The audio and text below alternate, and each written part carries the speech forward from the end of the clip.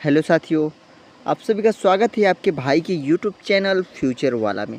तो मेरे दोस्त, जैसा कि आप सभी को बता दो, बिहार पुलिस कांस्टेबल का एग्ज़ाम आज से तकरीबन 5 से 6 दिन बचा हुआ है। उसी को ध्यान में रखते हुए 100 क्वेश्चन का जो है कि मेरे दोस्त इम्पॉर्टेंट क्वेश्चन कराने वाला हूँ, और जो कि बहुत ही शानदार होने वाला है। जो भी भाई अभी तक अपने फ्यूचर वाला से नहीं जुड़ा है तो प्लीज़ चैनल को सब्सक्राइब कर ले, क्योंकि आपका भाई आपके लिए बिहार पुलिस, बिहार दरोगा, स्पेशल बिहार का और यूपी का दरोगा बैच से रिलेटेड है। जी हाँ, आपको कांस्टेबल और दरोगा का ही सिलेबस दिखाया जाएगा आपको। चलिए मेरे दोस्त, आज से हम लोग प्रैक्टिस करने वाले हैं 100 क्वेश्चन को भी इम्पोर्टेंट प्रश्न की बात करने वाले हैं। तो चलिए आपका समय न गवाते हैं, वीडियो को करते हैं स्टार्ट। जैसा कि आपको बता दें, हमारा पहला क्वेश्चन है, हैदराबाद का भारत में औपचारिक विलय कब हुआ? यानी हैदराबाद का भारत में विलय कब हुआ? तो नवंबर 1949 को। चलिए अगला प्रश्न है, हे राम का नारा किसने दिया था? आपको बता दें मेरे दोस्त, जो स्लोगन्स होता है, यानी जो नारा वाले वीडियो होते हैं, वो बहुत ही इम्पोर्टेंट प्रश्न होता है नारा वाला। जी हाँ, आपको जैसा कि बता दूँ, मैं सेपरेट वीडियो लेके आऊँगा स्लोगन्स से कि हाँ, तुम मुझे खून दो मैं तुम्हें आज़ादी दूँगा, या जितने भी नारा है कौन किसने बोला है उसके ऊपर एक वीडियो लेके आऊँगा।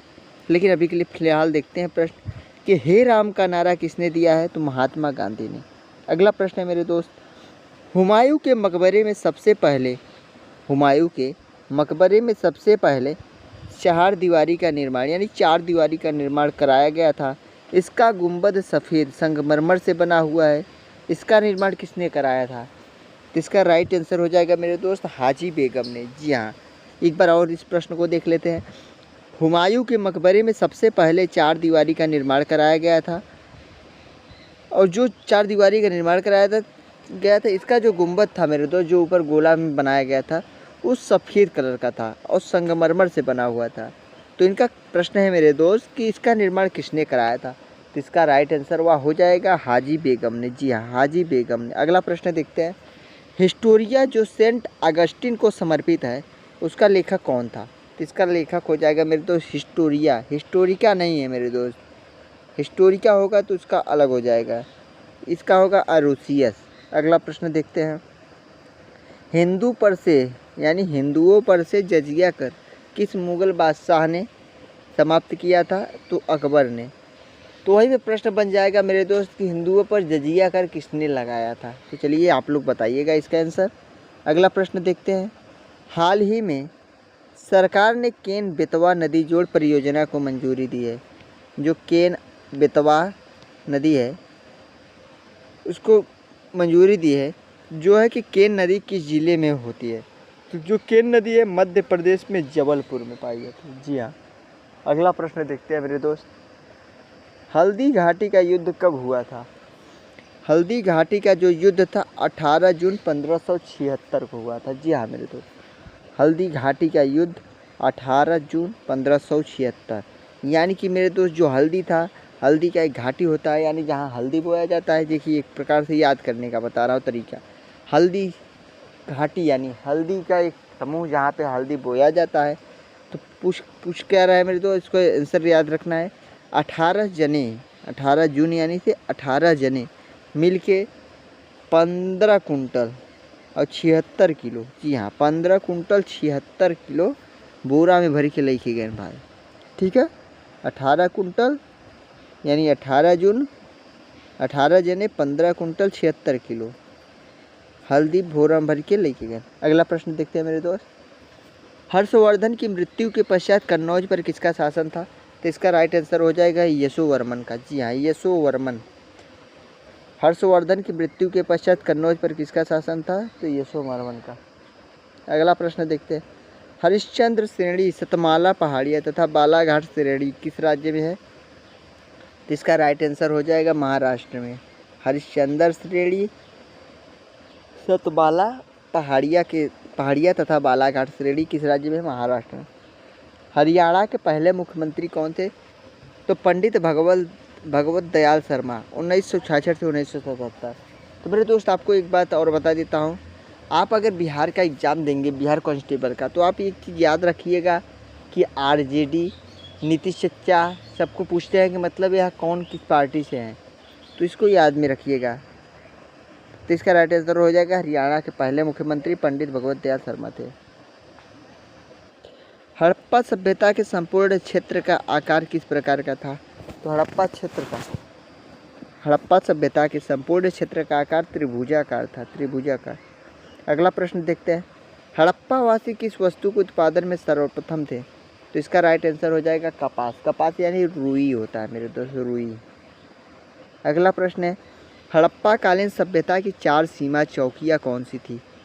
हड़प्पा कालीन सभ्यता की 4 सीमा चौकियाँ कौन सी थी? तो इसका राइट आंसर हो जाएगा उत्तर में मांडा, मांडा समझ रहे हो मेरे दोस्त, जो एमपी में पड़ता है, मांडा, शुकुलपुर, लालगंज, लहंगपुर। दक्षिण में दैमाबाद, पूर्व में हुलास और आलमगीरपुर तथा पश्चिम में सुतकांगेडोर। अगला प्रश्न देखते हैं, हड़प्पा कालीन भवनों को पत्थरों के स्थान पर पकाई गई ईंटों से इस कारण बनाया जाता था क्योंकि, इसका राइट आंसर हो जाएगा पत्थर आसानी से उपलब्ध नहीं था, इसके वजह से। हड़प्पा कालीन भवनों को पत्थरों के स्थान पर पकाई गई ईंटों से इस कारण बनाया जाता था क्योंकि पत्थर नहीं मिलता था आसानी से। अगला प्रश्न है, हड़प्पा सभ्यता के अंतर्गत हल से जोते गए खेतों का साक्ष्य कहाँ से मिला है? तो कालीबंगा यानी काला बैगन। काला बैगन कहाँ से बोया जाता है? राजा के स्थान में, यानी राजा के पास जो स्थान होता है राजस्थान में, पहली चीज़। दूसरी चीज़, हड़प्पा सभ्यता के अंतर्गत हल से जोते खेत, जोतोगे तो ही तो भैया काला बैगन बोओगे, बैगन काला काला होता है। चलिए अगला प्रश्न है, याद कराने के लिए बोल रहा हूँ, हड़प्पा सभ्यता का विस्तार किससे संबंध है? तो इसका राइट आंसर हो जाएगा गेहूँ उत्पादन से। हड़प्पा सभ्यता का विस्तार किससे संबंध है? गेहूँ उत्पादन से। अगला प्रश्न है, हड़प्पा संस्कृति कितने वर्ष तक जीवित रही? तो इसका राइट आंसर हो जाएगा 1000 वर्ष तक, लगभग 1000 वर्ष तक हड़प्पा सभ्यता यानी संस्कृति जिंदा रही। अगला प्रश्न है, हड़प्पा के नगर और कस्बे किस आकार के विशाल खंडों में विभाजित थे? तो आयताकार के। अगला प्रश्न है मेरे दोस्त, 1000 खंभा महल का निर्माण किस शासक ने करवाया था? तो इसका राइट आंसर हो जाएगा अलाउद्दीन खिलजी। जी हाँ, 1000 खंभा एक गाना है मेरे दोस्त, 1000 खंभा पे गाना है, बहुत बड़ी चीज़, ध्यान दीजिएगा। 1000 खंभा अलाउद्दीन खिलजी ने करवाया था। अगला प्रश्न देखते हैं, स्वराज पार्टी की स्थापना कहाँ की गई थी? तो इसका राइट आंसर हो जाएगा इलाहाबाद में। स्वराज पार्टी की स्थापना इलाहाबाद में की गई थी। अगला प्रश्न है मेरे दोस्त, स्वतंत्रता संग्राम के दौरान अरोड़ा आसफ अली किस भूमिगत क्रियाकलाप की प्रमुख महिला संगठक थी? तो इसका राइट आंसर हो जाएगा भारत छोड़ो आंदोलन। जी हाँ, भारत छोड़ो आंदोलन। अगला प्रश्न है, स्वतंत्र भारत में अब तक कितनी बार संयुक्त अधिवेशन हो चुके हैं? तो इसका राइट आंसर हो जाएगा 4 बार संयुक्त अधिवेशन हो चुके हैं। अगला प्रश्न है, स्वतंत्र भारत के प्रथम गृहमंत्री कौन थे? स्वतंत्र भारत के प्रथम गृहमंत्री कौन थे? तो सरदार वल्लभ भाई पटेल। अगला प्रश्न है मेरे दोस्त, स्वतंत्र भारत का अंतिम गवर्नर जनरल कौन था? तो इसका राइट आंसर हो जाएगा चक्रवर्ती राजगोपालाचारी। स्वतंत्र भारत का अंतिम गवर्नर जनरल, याद रखिएगा, स्वतंत्र भारत यानी जब भारत आज़ाद हो गया था उसका अंतिम जो गवर्नर जनरल था चक्रवर्ती राजगोपालाचारी थे। अगला प्रश्न है, हिसौर मंडल में ग्रहों की संख्या कितनी है? तो इसका राइट आंसर हो जाएगा 8। पहले 9 था मेरे दोस्त, जो कि प्लूटो एक था, उसको हटा दिया गया है।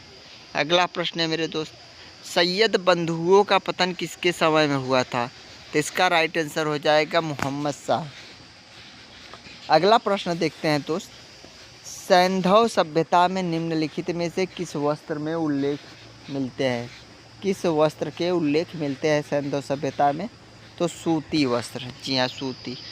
अगला प्रश्न देखते हैं, सेतु समुद्रम परियोजना किसे जोड़ती है? तो इसका राइट आंसर हो जाएगा मेरे दोस्त मन्नार की खाड़ी व पाक जलडमरू मध्य। अगला प्रश्न देखते हैं 29 नंबर, कि सूफी सिलसिलों में कौन सा संगीत के विरुद्ध था? तो नक्शबंदी। जी हाँ, नक्शबंदी मत पढ़िएगा। सूफी सिलसिलों में कौन सा संगीत के विरुद्ध था? तो इसका राइट आंसर हो जाएगा नक्शबंदी। अगला प्रश्न है मेरे दोस्त, सूचना का अधिकार किस राज्य में लागू नहीं है? तो इसका राइट आंसर हो जाएगा जम्मू एवं कश्मीर में। सुमेरिया के सूसा नगर से प्रायः 30 मोहरों का जिस सिंधु नगर से संबंध है वह क्या है? तो इसका है राइट आंसर लोथल, यानी मेरे दोस्त लोथाली भागो गुजरात। अगला प्रश्न देखते हैं, सुक्ता परियोजना किस नदी पर है? तो पेंच। पेंच एक नदी है मेरे दोस्त, याद रखिएगा। अगला प्रश्न देखते हैं, सिंधु सभ्यता में मनके बनाने के कारखाने किस स्थल से प्राप्त हुए? तो लोथल एवं चनहूदड़ों से। अगला प्रश्न देखते हैं, सिंधु घाटी सभ्यता की मुख्य विशेषता क्या थी? तो नगर निर्माण योजना। जी हाँ, नगर निर्माण की योजना। सिखों के 10वें गुरु कौन थे? तो गुरु गोविंद सिंह थे।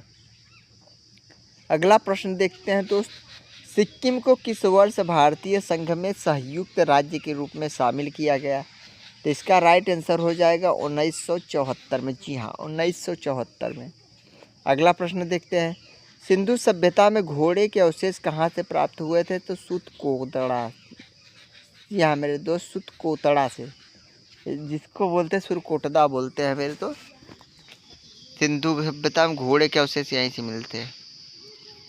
अगला प्रश्न देखते हैं, सिंधु सभ्यता के अधिकांश नगर कहाँ स्थित है? तो नदियों के किनारे। जी हाँ, नदियों के किनारे।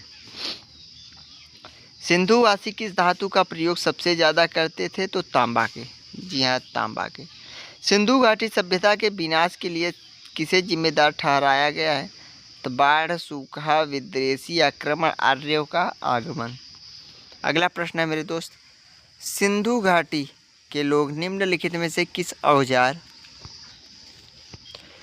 औजार एवं उपकरण का उपयोग नहीं करते थे? तो कांटा और चम्मच का उपयोग नहीं करते थे।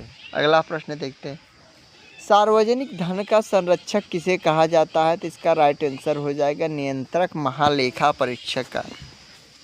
अगला प्रश्न देखते हैं, सामुदायिक विकास का मुख्य उद्देश्य था?